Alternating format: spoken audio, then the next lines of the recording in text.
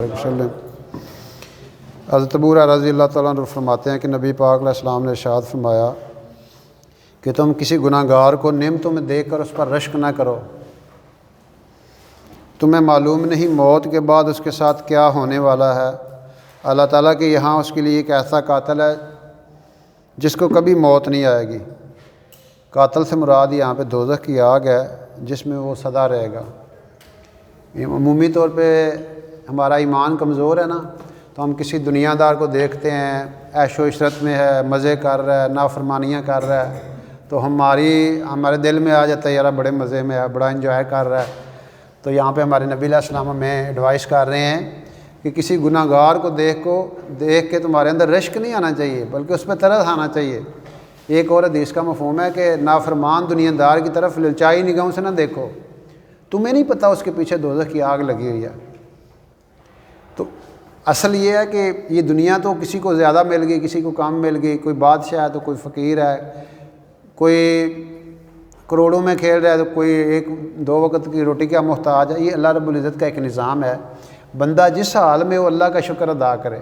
قرآن پاک میں ایک واقعہ آتا ہے، قارون جب اپنے اللہ و لشکر کے ساتھ نکلتا تھا نا، اس کے پاس بہت خزانے تھے، تو جو کمزور ایمان والے لوگ تھے وہ کیا کہتے تھے کہ یہ تو بڑے مقدروں والا ہے، لیکن چند تھوڑی ہی عرصے بعد اس کی ساری دولت سمیت اس کے سر پہ رکھی گئی اور اس کو زندہ وہ زمین کے اندر دنس گیا۔ تو پھر وہی لوگ کہتے تھے یا اللہ تیرا شکر ہے کہ تم نے ہمیں اتنا مال نہیں دیا، ورنہ ہو سکتا ہے ہم بھی نافرمانی میں پڑ جاتے۔ اللہ قادر ہے سب کو مال دے دے، اللہ کے خزانے کم ہو جائیں گے۔ ایک قرآن کی آیت ہے کہ اگر ہم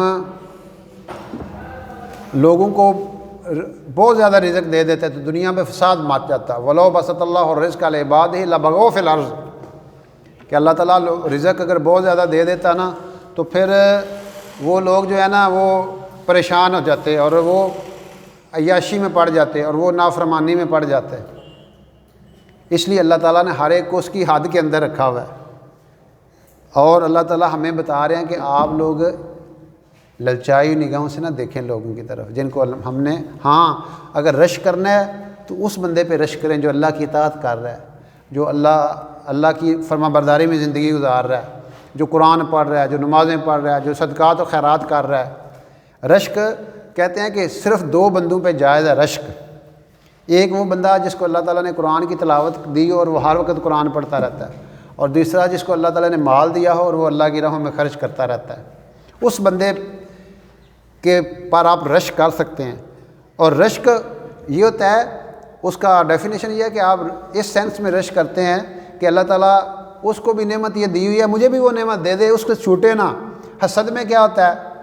حسد میں یہ ہوتا ہے کہ بندہ کہتا ہے یہ لٹے آ جائے نا، جڑا مال ہے میرے کو آ جائے، وہ اللہ تعالیٰ نے پسند نہیں کیا۔ رشک جائز ہے لیکن حسد جائز نہیں ہے۔